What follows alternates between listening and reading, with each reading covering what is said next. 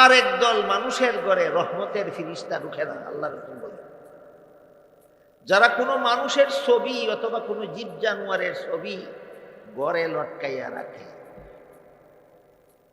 মানুষের ছবি জীব জানোয়ারের ছবি যারা ঘরে লটকাইয়া রাখে, রাসূল বলেছেন তাদের ঘরে রহমতের ফিরিস্তা ঢুকে না।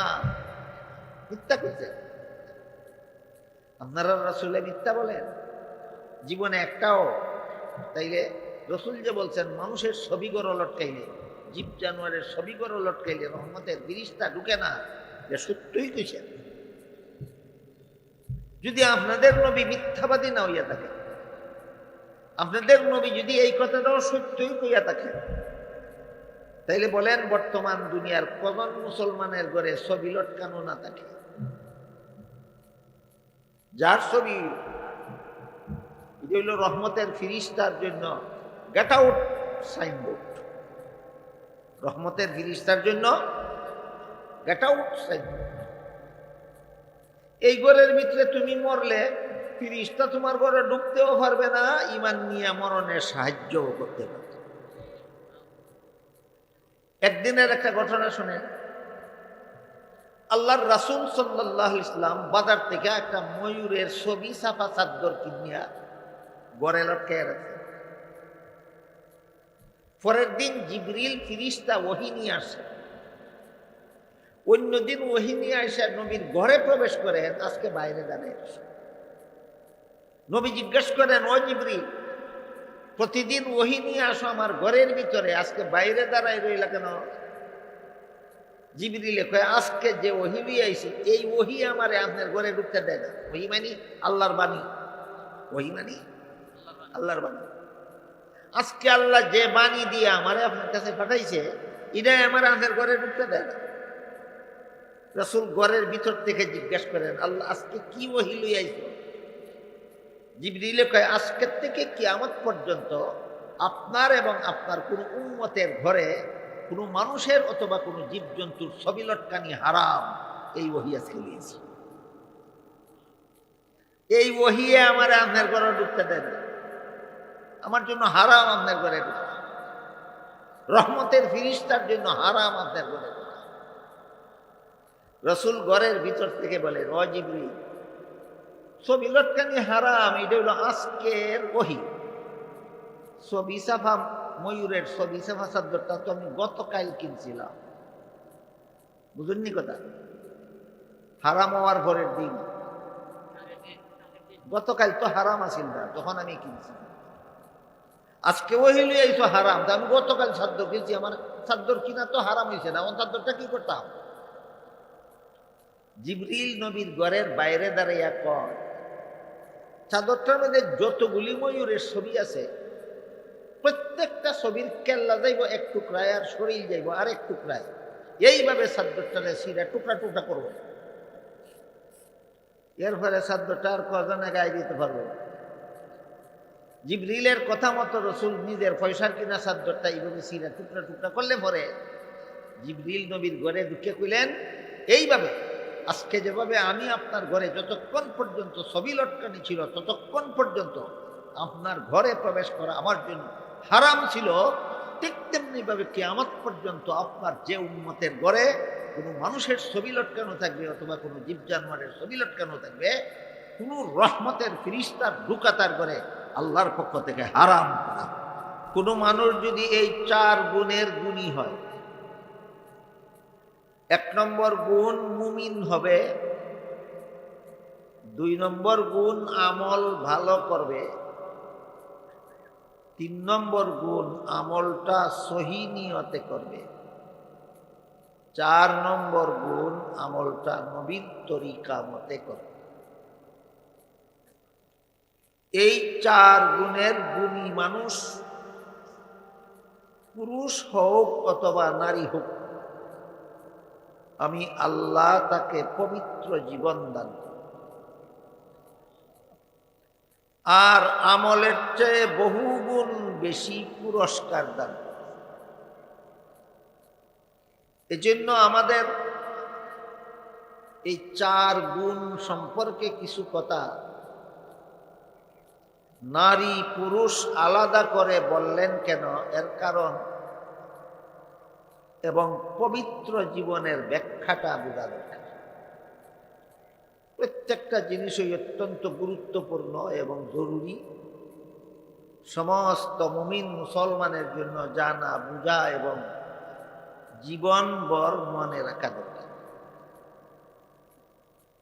এক নম্বরে বোঝা দরকার মুমিন কাকে বলে, দুই নম্বরে বোঝা দরকার ভালো আমল কাকে বলে, তিন নম্বরে বোঝা দরকার সহি নিয়ত কাকে বলে, চার নম্বরে বোঝা দরকার নবীর তরিকা কাকে বলে, তারপরে বোঝা দরকার আল্লাহ পুরুষ হোক অথবা নারী হোক, এইভাবে নারী পুরুষ আলাদা আলাদা ভাবে বললেন কেন, তারপরে বোঝা দরকার আমাদেরকে পবিত্র জীবন দান করবেন আল্লাহ, এর ব্যাখ্যা কি। খুব সংক্ষেপে শর্টকাটে আপনাদের জন্য শুনতে শুনতে বেতৃষ্ণা লাগে না লাগে, আমিও যেন বলতে বলতে ক্লান্ত হইয়া না যায়, আমারও আগ্রহ থাকা অবস্থায়, আপনাদেরও আগ্রহ থাকা অবস্থায় খুব সংক্ষেপে যেন কথাগুলি আপনাদের সামনে বলে আমি শেষ করতে পারি, এই জন্য খুব সংক্ষেপেই আমি কথাগুলি আপনাদের সামনে তুলে ধরার চেষ্টা করছি। প্রথম কথা হলো মুমিন কাকে বলে। এই প্রশ্নের জবাব অনেক লম্বা আছে, অনেক বিস্তারিত আছে, যা বলতে গেলে সময় অনেক লম্বা হবে, আপনারা সকলে সবসময় স্মরণও রাখতে পারবেন। এই জন্য মুমিন কাকে বলে এই প্রশ্নের অতি সংক্ষিপ্ত জবাব, যা সারা জীবনভর সব মানুষের স্মরণ রাখতে পারবে, এইভাবে এই প্রশ্নের সংক্ষিপ্ত জবাব হইল যেই ব্যক্তি কোরআনের সব কথায় বিশ্বাসী তারে মুমিন কয়। যে ব্যক্তি কোরআনের সব কথায় বিশ্বাসী তার নাম। কোরআনের কোনো কথা যদি কেউ অবিশ্বাস করে অথবা কোরআনের কোনো কথায় যদি কেউ সন্দেহ লাগে যেটা ঠিক না বেঠিক, তাইলে আর মুমিন তাকে না, সে বেঈমান হইয়া যায়। এজন্য আমরা জীবন ভর মনে রাখি কোরআনের সব কথায় বিশ্বাস করার নাম ঈমান। যারা বিশ্বাসী তাদেরকেই কোরআনের ভাষায় মুমিন বলা হয়। এরপরে দুই নম্বর কথা হইল আমল ভালো কারে কয়। যত কাজ করার জন্য আল্লাহ আদেশ করেছেন অথবা উৎসাহ দিয়েছেন, যত কাজ করার জন্য রাসূল আদেশ করেছেন অথবা উৎসাহ দিয়েছেন, আল্লাহ এবং আল্লাহর রাসূল যেসব কাজ করতে বলেছেন, করার জন্য উৎসাহ দিয়েছেন, এই কাজগুলির নাম নেক আমল। এই কাজগুলির নাম নেক আমল। যেমন এক হাদিসে উল্লেখ আছে, রাসূল করিম সাল্লাল্লাহু আলাইহি ওয়াসাল্লাম বলেন, ইন্নাল্লাহা ফারাদা সিয়ামা রমাদান আলাইকুম ওয়া সানানতু লাকুম কিয়ামাহু ফামান সামাহু ওয়া কামাহু ঈমানান ওয়া ইহতিসাবান খারাজা মিন যুনুবিহি কায়াউমিন ওয়ালাদাতহু উম্মু। এর অর্থ হইল, রাসূল বলেন, রমজান মাসে দিনের বেলায় রোজা রাখা আল্লাহ তোমাদের জন্য ফরজ করেছেন। ফরজ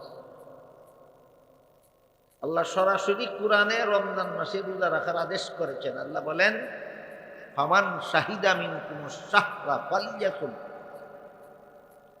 রমজান মাস আসলেই রোজা রাখো, আল্লাহর হুকুম। এর একটা দেখা।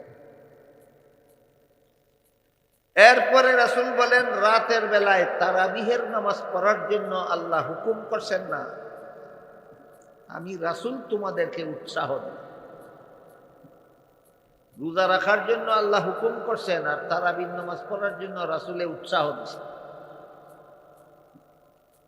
কাজেই রোজা রাখা ফরজ আর তারাবি সুন্নত। এই জন্য এই ফরজকে আল্লাহর ফরজ বলা হয়। আল্লাহ সরাসরি হুকুম দিয়েছেন, এই জন্য এটা আল্লাহর ফরজ। সুন্নত কেন, নবীর সুন্নত কেন বলে? এই কাজের জন্য আল্লাহ সরাসরি হুকুম দিয়েছেন, নবী উৎসাহ দিয়েছেন। বুঝে থাকলে বলেন, রমজান মাসের দিনের বেলায় রোজা রাখার জন্য আল্লাহ হুকুম করছেন, এটা একটা নেক আমল। রাতের বেলায় তারাবির নামাজ পড়ার জন্য রাসূল উৎসাহ দিয়েছেন, এই জন্য এটাও একটা নেক আমল, একটা ফরজ, একটা সুন্নাত।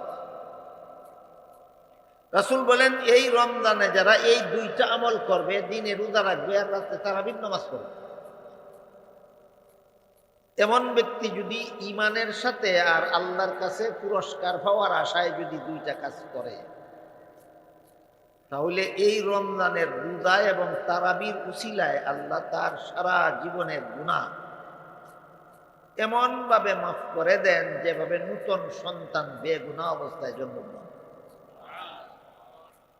তার জীবনের সমস্ত গুনাহ মাফ করে দিয়ে আল্লাহ তারে নূতন সন্তানের মতো বেগুনাহ বানায়। এখানে দেখা গেল আল্লাহ হুকুম করছেন রোজা রাখার, রাসূল উৎসাহ দিছেন তারাবির নামাজ পড়া। এই দুটোটাই নেক আমল। গেল নেক আমল কারে কয়, এর সংক্ষিপ্ত পরিচয়। এক আয়াতে আল্লাহ বলেছেন, যারা নেক, যে সমস্ত ঈমানদারেরা নেক আমল করবে, এদেরকে আল্লাহ দুনিয়াতেই 3টা পুরস্কার। যে সমস্ত মানুষ মুমিন হবে আর আমল ভালো করবে, এদেরকে দুনিয়াতেই কত পুরস্কার? 3টা পুরস্কার। মরণকালে একটা মহা পুরস্কার দিবে। মরণকালে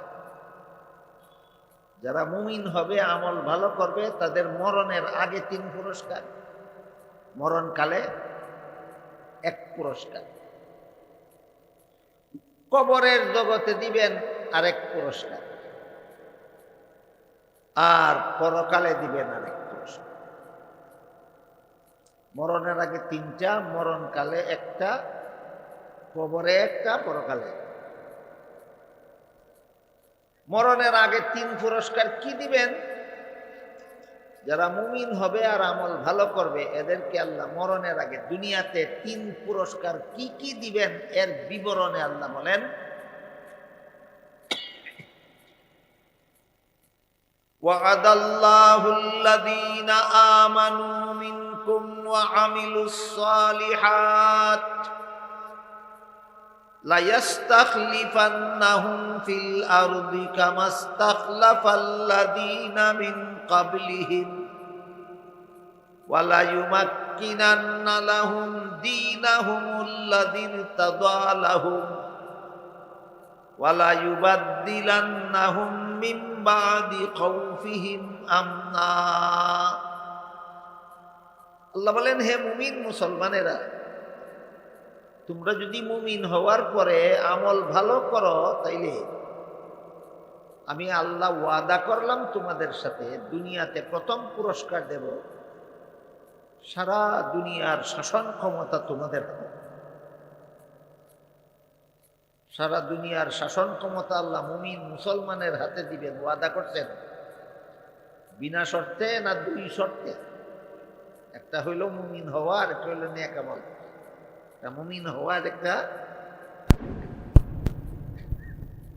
আপনারা কি মনে করেন বর্তমান দুনিয়াতে যারা মুমিন হিসাবে নিজেদের পরিচয় দেয়, এদের বেশিরভাগের আমল ভালো না খারাপ?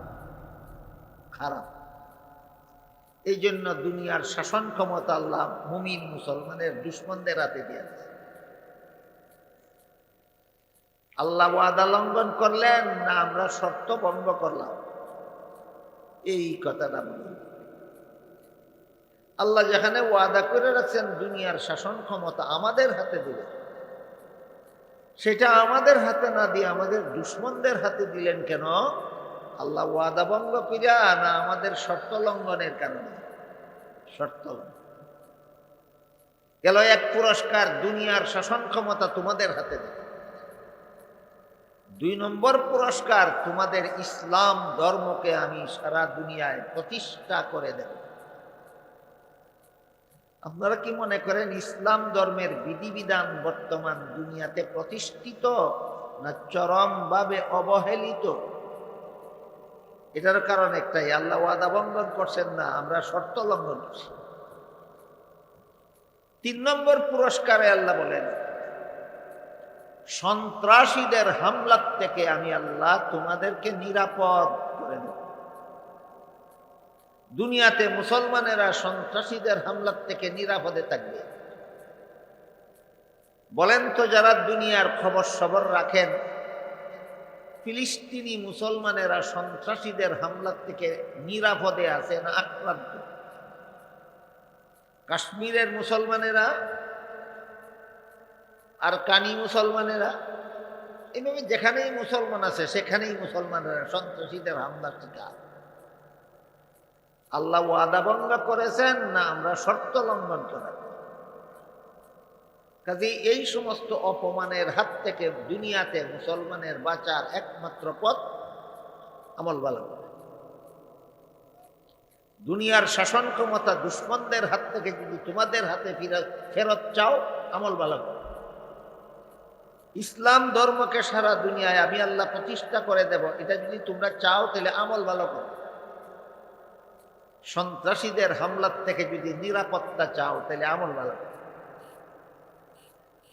গেল, মুমিনদের আমল ভালো হইলে মরণের আগে দুনিয়াতে 3 পুরস্কার, মরণকালে একটা মহা পুরস্কার আল্লাহ দেন। যে সমস্ত মুমিনদের আমল ভালো, এদের মরণকালে সাধারণ পুরস্কার দিবেন না, একটা মহা পুরস্কার। এটার বিবরণ দিয়ে আল্লাহ বলেন, ইন্নাল্লাযীনা ক্বালু রাব্বুনাল্লাহু সুম্মা ইসতাকামু তাতানাজ্জালু আলাইহিমুল মালাইকা আল্লা তাখাফু ওয়া লা তাহজানু ওয়া আবশিরু বিল জান্নাতিল্লাতী কুনতুম তুআদুন। আল্লাহ বলেন, আমি আল্লাহকে রব স্বীকার করার পর, অর্থাৎ ঈমান আনার পর, যারা আল্লাহর বিধান পালনে অটল থাকবে, অর্থাৎ আমল ভালো, এই কথা। ঈমান আনার পরে যারা আমল ভালো করবে, এদেরকে শয়তান যেন মরণকালে বেঈমান বানাইতে না পারে। আমি আল্লাহ এদেরকে ঈমান নিয়া মরণের জন্য মরণকালে রহমতের ফিরিস্তা পাঠাইয়া সাহায্য করে। দুনিয়ার থেকে অনেক মানুষ মরণকালে বেঈমান হইয়া শয়তানের কাছে ঈমান হারাইয়া মরে। এর চেয়ে বড় দুর্ভাগ্য আর কিছু হতে পারে। একটা মানুষকে মরণের আগে শয়তানে বেঈমান বানাইবার জন্য সারা জীবন যত চেষ্টা করে, শুধু মরণকালে তার চেয়ে বেশি চেষ্টা করে। বুঝে থাকলে বলেন, আপনাকে আমাকে বেঈমান বানাবার জন্য শয়তানে সারা জীবন যত কষ্টকর চেষ্টা করে, তার চেয়ে বেশি চেষ্টা কোন সময় করে? মরণকালে। হাদিস শরীফে আল্লাহ রসুল বড় চমৎকার উদাহরণ দিয়ে বুঝাইছেন যে একজন মুমিন বান্দাকে শয়তানে বেঈমান বানাইবার চেষ্টাটা কিভাবে করে। রাসূল বলেন, একটা মানুষের মা বাবা আগেই মারা গেছে, এই মানুষটার মরণকালে একটা শয়তান তার মরা মায়ের আকৃতি ধারণ করে, আর একটা শয়তান তার মরা বাপের আকৃতি ধারণ করে তার কাছে আসে। আইসা বলে, তোর মতো আমরাও ইসলামের বিধিবিধান পালন করছিলাম জাহান্নাম থেকে বাঁচার জন্য, ময়রা দেখলাম ইসলাম পালন কইরা জাহান্নামে গেছে। তোর এখনো সময় আছে, মরণের আগে এক যদি কস ইসলাম আর মানি না, মরবে, ব্যস্ত দেবে। কেতনা বড় টেনশনে ফেলায় শয়তান এই সময়।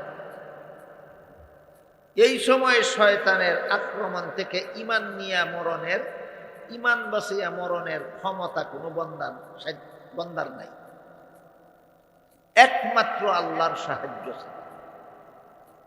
এই জন্য আল্লাহ বলেন, শয়তান যখন এইভাবে তোমারে ফান্দে ফেলাইব বেঈমান বানাইবার জন্য, মরণের আগ পর্যন্ত যদি তোমার ঈমান ঠিক রাখো আর আমল ভালো করো, মরণকালে শয়তান যত বড় ফাঁদে ফেলুক না কেন তোমাকে, আমি আল্লাহ রহমতের ফিরিস্তা পাঠাইয়া তোমাকে ঈমান নিয়া মরণের জন্য সাহায্য। এই মর্মে আল্লাহ বলেন, তাতানাজ্জালু আলাইহিমুল মালাইকাতু আল্লা তাখাফু ওয়া লা তাহজানু। আল্লাহ রহমতের ফিরিস্তা পাঠিয়ে দিলে পরে, ফিরিস্তা তার কাছে আসলে পরে, ফিরিস্তারে দেখা মাত্রই এই লোকটা চিন্তা লাগব যে এটা তো আমার মা না, একটা শয়তানে আমার মা আকৃতি ধারণ করছে। ওইটা তো আমার বাপ না, একটা শয়তানে আমার বাপের আকৃতি ধারণ করছে। কাজী এতক্ষণ যত কথা এরা কইছে, এরা আমারে বেঈমান বানাইবার জন্য কইছে। আয়াতের ব্যাখ্যায় তাফসীরের কিতাবে লেখা আছে, রহমতের ফিরিস্তারে দেখলে এই লোকটা তার মা রুফি শয়তান আর বাপ রুফি শয়তান দিয়ে চিনব। এর আগে শয়তান ওই নিজের মা বাপ মনে করে। কথা বুঝতে থাকলে বলেন, মা রুফি শয়তান বাপ রুফি শয়তান রে ফিরিস্তা আসার আগে চিনব না ফিরিস্তারে আসলে বলে ফিরিস্তারে দেখান।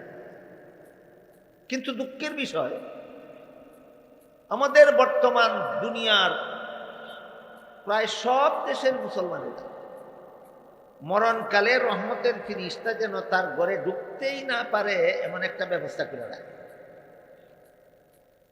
আল্লাহ বলেন, তোমার যেন শয়তানে বেঈমান বানাইতে না পারে এর ব্যবস্থা আমি করে রাখছি। ফিরিস্তা গিয়া তোমারে ঈমান নিয়ে মরণ সাহায্য করব। কিন্তু বর্তমান দুনিয়ার বেশিরভাগ মুসলমান রহমতের ফিরিস্তা যেন তার ঘরে ঢুকতেই না পারে তার ব্যবস্থা করে রাখে। আল্লাহ করেন তারে ঈমান নিয়া মরণের ব্যবস্থা, আর হে করে বেঈমান হইয়া মরণের। এই ব্যবস্থাটা কি? হাদিস শরীফে রাসূল করিম সাল্লাল্লাহু আলাইহি ওয়াসাল্লাম বলেন, লা তাদখুলুল মালাইকাতু বাইতান ফীহি কালবুন আও তাসবীহ। যার ঘরে নিষ্কর্মা কুত্তা থাকে, নিষ্কর্মা কুত্তা মানে সুরাইলে রাত্রে সূর্যে ধরতে পারে, শিকার ধরার জন্য পাঠাইলে শিকার ধরে আইনা দেয় না, এমন কুত্তার নাম নিষ্কর্মা কুত্তা।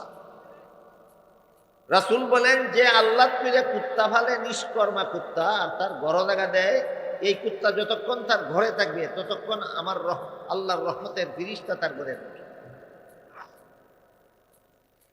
আর একদল মানুষের ঘরে রহমতের ফিরিস্তা ঢুকে না। আল্লাহ রাসূল বলেন, যারা কোনো মানুষের ছবি অথবা কোনো জীব জানোয়ারের ছবি ঘরে লটকাইয়া রাখে,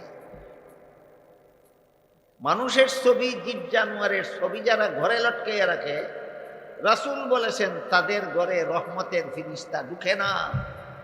মিথ্যা করছে আপনারা? রাসূলে মিথ্যা বলেন জীবনে একটাও? তাইলে রাসূল যে বলছেন মানুষের ছবি ঘরে লটকাইলে, জীব জানোয়ারের ছবি ঘরে লটকাইলে রহমতের ফিরিস্তা ঢুকে না, যে সত্যই কইছেন। যদি আপনাদের নবী মিথ্যাবাদী না হইয়া থাকে, আপনাদের নবী যদি এই কথাটাও সত্যই কইয়া থাকে, তাইলে বলেন বর্তমান দুনিয়ার কজন মুসলমানের ঘরে ছবি লটকানো না থাকে? যার ছবি, এটা হইল রহমতের ফিরিস্তার জন্য গেট আউট সাইনবোর্ড। রহমতের ফিরিস্তার জন্য গেট আউট সাইনবোর্ড। এই ঘরের ভিতরে তুমি মরলে ফিরিস্তা তোমার ঘরে ঢুকতেও পারবে না, ঈমান নিয়ে মরণের সাহায্যও করতে পারবে। একদিনের একটা ঘটনা শুনেন।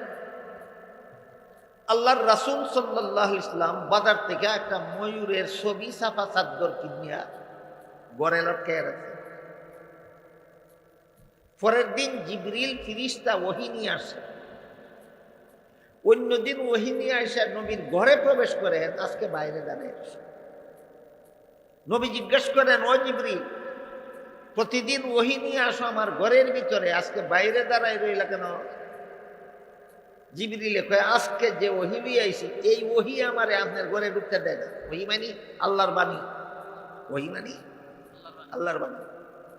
আজকে আল্লাহ যে বাণী দিয়ে আমারে আপনার কাছে পাঠাইছে, এটাই আমার আপনার ঘরে ঢুকতে দেয় না। রাসূল ঘরের ভিতর থেকে জিজ্ঞেস করেন, আল্লাহ আজকে কি ওহী লই আইছো? জিবরিল কয় আজকের থেকে কিয়ামত পর্যন্ত আপনার এবং আপনার কোন উম্মতের ঘরে কোনো মানুষের অথবা কোনো জীবজন্তুর ছবি লটকানি হারাম। এই ওহী আজকে নিয়েছি। এই ওহিয়ে আমার আপনার ঘরে ঢুকতে দেন, আমার জন্য হারাম আপনার ঘরে ঢুকা। রহমতের ফিরিস্তার জন্য হারাম আপনার ঘরে ঢুকা। রসুল ঘরের ভিতর থেকে বলে ও জিবরিল, ছবি লটকানি হারাম, এটা হলো আজকের ওহী। ছবি সাফা ময়ূরের ছবি সাফা চাদরটা তো আমি গতকাল কিনছিলাম, বুঝুননি কথা? হারাম হওয়ার পরের দিন, গতকাল তো হারাম আসিল না, তখন আমি কিনছি। আজকে ওহী লই আইছো হারাম, আমি গতকাল চাদর কিনছি, আমার চাদর কিনা তো হারাম হয়েছে না, আমার চাদরটা কি করতাম? জিবরিল নবীর ঘরের বাইরে দাঁড়াইয়া কয়, চাদরটার মধ্যে যতগুলি ময়ূরের ছবি আছে প্রত্যেকটা ছবির কেল্লা যাইব এক টুকরায়, আর শরীর যাইব আর এক টুকরায়। এইভাবে চাদরটারে সিরা টুকরা টুকরা করবো। এর ফলে চাদরটা আর কজনে গায়ে দিতে পারবো? জিবরিলের কথা মতো রসুল নিজের পয়সার কিনা চাদরটা এইভাবে সিরা টুকরা টুকরা করলে পরে জিবরিল নবীর ঘরে ঢুকে কইলেন, এইভাবে আজকে যেভাবে আমি আপনার ঘরে যতক্ষণ পর্যন্ত ছবি লটকানি ছিল ততক্ষণ পর্যন্ত আপনার ঘরে প্রবেশ করা আমার জন্য হারাম ছিল, ঠিক তেমনি ভাবে কিয়ামত পর্যন্ত আপনার যে উম্মতের ঘরে কোনো মানুষের ছবি লটকানো থাকবে অথবা কোনো জীব জানোয়ারের ছবি লটকানো থাকবে, কোনো রহমতের ফিরিস্তার ঢুকা তার ঘরে আল্লাহর পক্ষ থেকে হারাম করা। এসব হাদিসে যদি রসুল মিথ্যা কথা না কইয়া থাকে, তাহলে আপনারা বলেন এই জমানার কজন উম্মতের ঘরে ঈমান নিয়া মরণের কাজে ফিরিস্তা ঢুকতে পারবো? তুমি রহমতের ফিরিস্তা ঢুকার রাস্তা বন্ধ করে রাখছো, তুমি মরবা কেমনে একটু চিন্তা করো না? মরণ লাগতো না? আপনারা কার কার মরণ লাগতো না? মরণ লাগবো হগলেরই, তবে ঈমান নিয়া হগলের মরণের কোনো দরকার নেই। সবারই মরতে হবে এবং জাহান্নাম থেকে বাঁচতে হইলে ঈমান নিয়েই মরতে হবে। ঈমান নিয়ে মরতে হইলে যার ঘরে যত ছবি লটকানো আছে আগুন দিয়ে ফিরে ফেলাই দিতে হবে। আর নইলে জিবরিলের কথায় নবী পয়সার কিনা চাদর যেইভাবে সিরা টুকরা টুকরা করছিলেন, এইভাবে যার যার ঘরের লটকানো ছবিগুলি সিরা টুকরা টুকরা করে ফেলতেন।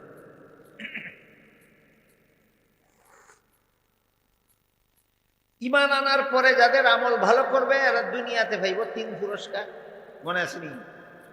মরবার সময় পাইব 1 পুরস্কার, ঈমান নিয়া মরণের কাজে আল্লাহ ফিরিস্তা পাঠাইয়া সাজে।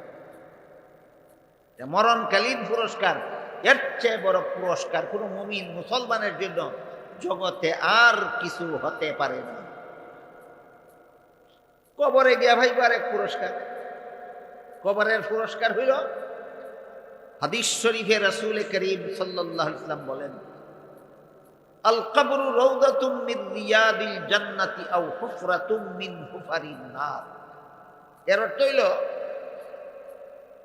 ইমানদার নেককার বান্দা কবরে ঢুকলে পরে সওয়াল জবাব হবে, এরপরে আল্লাহ ফিরিস্তাদেরকে বলবেন তার কবরের বাড়িটা প্রশস্ত করে। 3.5 হাত একটা রুমের ভিতরে যদি একটা মানুষ ঘুমায়, অথবা 4 হাত লম্বা 3 হাত পাশ একটা ঘরের একটা রুমের ভিতরে একটা মানুষ যদি ঘুমায়, ঘুমাইয়ে যদি স্বপ্নে দেখে বিমানও উঠা মক্কা যাইতেছে, দেখে না? এরকম দেখে না? বিমান ঢাকার থেকে ছাড়ছে, মক্কার হতে চলতেছে, যাইতেছে যাইতেছে যাইতেছে যাইতেছে, ঘুমাইছে কত হাত রুমের ভিতরে? 4 হাত, 3 হাত 4 হাত। আর দেখে কি বিমান 3 হাত 4 হাতের ভিতরে দাঁড়ায় রয়েছে না হাজার হাজার মাইল পার হইয়া যাইতেছে? তখন একজনে যদি কয় তুই 3 হাত 4 হাত রুমের ভিতরে তুই হাজার হাজার মাইল পার হইয়া যাইতেছ, দেখলে কেমনে? এই প্রশ্নের যে জবাব, আমরা 4 হাত গর্তের ভিতরে মুর্দা কবর দেই, হে দেখে কবরটারে জগতের সমান প্রশস্ত করে দেওয়া হয়েছে, এটা কিভাবে হয়? এই প্রশ্নেরও সেই জবাব।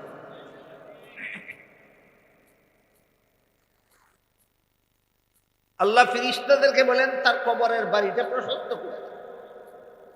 তার কবরের বাড়িতে জান্নাতের বিছানা বিছায় দাও, তার গায়ের মধ্যে জান্নাতি পোশাক পরাইয়া দাও, তার কবরের বাড়ির সাথে জান্নাতের দরজা কেটে দাও। কিয়ামত পর্যন্ত যেন কবরে শুয়ে শুয়ে জান্নাতের সুখ শান্তি ভোগ করে। প্রত্যেক দিন সকালে একবার তার জান্নাতের ঠিকানাটা তার দেখানো হয়, প্রতিদিন বিকালে আরেকবার তার জান্নাতের ঠিকানাটা তারা ফিরিস্তায় দেখায়। আল্লাহর রসুল বলেন 24 ঘন্টা কবরের বাড়িতে জান্নাতের সুখ শান্তি হইয়া যে আনন্দ পায়, জান্নাতের ঠিকানাটা দীক্ষা তার থেকে বেশি আনন্দ পায়। এটা হলো ইমানদার যদি আমল ভালো করে তাইলে তাদের মরণের পরের পুরস্কার। বলেন কোন সময়ের পুরস্কার?